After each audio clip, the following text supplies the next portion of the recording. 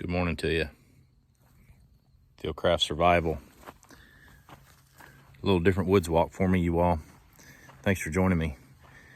Down here in Burnet, Texas, teaching 2 courses for Fieldcraft Survival this weekend. Taught a intro to tracking class yesterday, teaching a intro to land navigation today.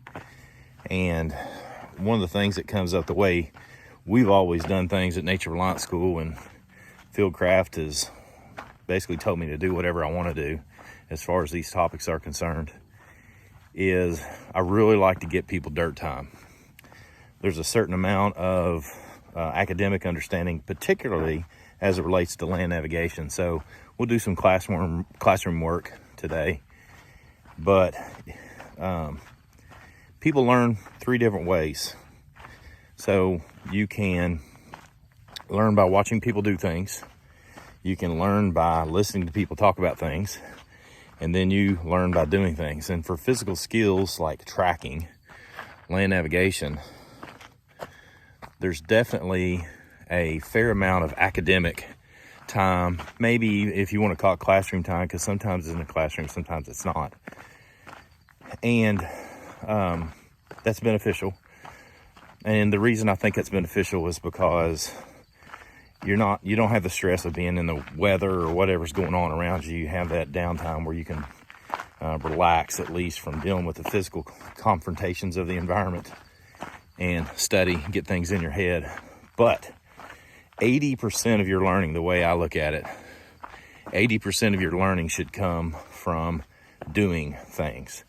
The other 20% divided up, not necessarily equally, but listen to people talk about things and watching people do things. So that's why in a class, if I'm teaching how to do a track line, or if I'm teaching how to do take an azimuth and shoot it and go walking towards it, I'll do that in front of the participants of the class. But I'm gonna spend the majority of the time letting them do it and me helping them and assisting them. That way they get the physical learning of doing the skills.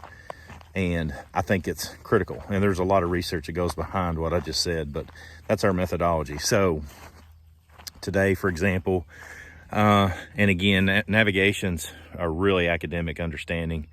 So we do usually half the classroom setting and half the class in the field. So that's what I'm out doing now.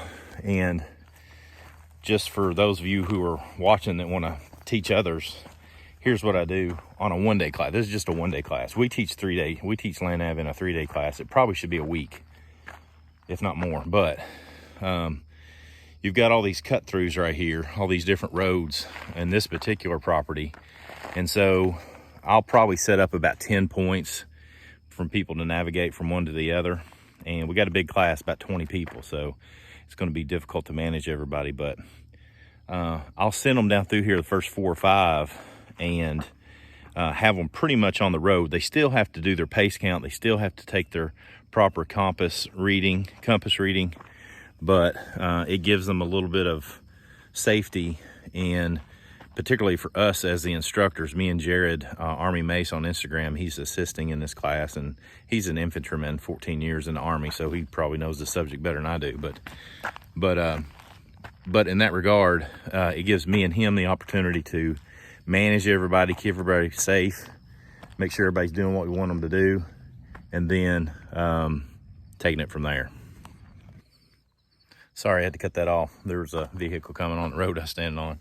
So I hope that makes sense, give you some ideas on how you can do your practice, or if you're assisting scouts or teaching others. That's just the way we do it. Not the way to do it, but it is a way to do it. And now that I've got my last point right here, you can see right here on the edge of this road. And now that'll give us 5 points to make sure, for me and Jared, to make sure that we're managing them as they come down through here properly. Everybody looks like they're doing what they're supposed to be doing. And now I'm gonna take them out into this. And the beauty of this particular location is I can now take them out into this field where we have to deal with some of this mesquite and these really don't know these oak trees, but it's some sort of oak tree here, and all this brush, undergrowth.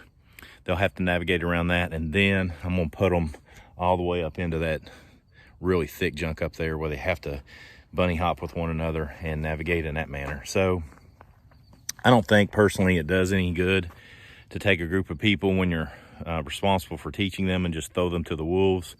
I like to manage them. There's a lot of good instructors out there that talk about teaching in stages, both from like Doug Myers talked to me about this as it relates to flint napping, and that's the way Steve Watts did it, or Eric Callahan, teaching in stages, where if you're going to teach a bow drill kit, you basically show people how to source everything in stages. I like to teach that way too. Teach people in stages and then increase the, I guess you could call it the stress of what's happening. The stressors is probably a better way of saying it, whether it's the environment or the geography or something of that nature like we have here. So hope that helps. You know, I'm responsible for educating people, not stress inoculating them right from the get-go. So a little different methodology for me in the way that I do things than a lot of people. I want people to be better when they leave. I don't want them to be stressed. And quite frankly, this seems to be a mindset for some schools, but not Nature Reliance School, and from what I can tell, not Fieldcraft either. If I'm responsible for teaching you, it's a failure on my part if people drop out of class. Some people don't come mentally or physically prepared, and I get that, but I don't take great pride at all.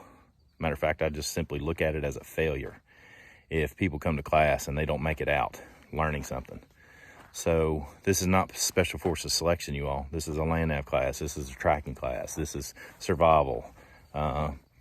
Bragging about how many people dropped out in a class is one thing if you're teaching Army Rangers or Special Forces selection. That's not this, okay? So again, that's my methodology, and hope you can learn something from it. If you don't like what I said, then throw it in the garbage. If you like what I said, use it. Come on, join in. Let's learn together.